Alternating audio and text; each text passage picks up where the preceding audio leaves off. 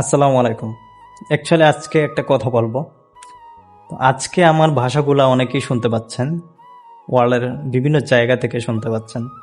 তো অনেকে আমাদের সিলেটের লোকজনদের নিয়ে বা সিলেটবাসীকে নিয়ে আপনারা তুচ্ছ তাচ্ছিল্য করেন যে সিলেটবাসীরা মানে ভাষা দিয়ে কথা বলতে পারে না, তাদের কথার মধ্যে জড়তা থাকে।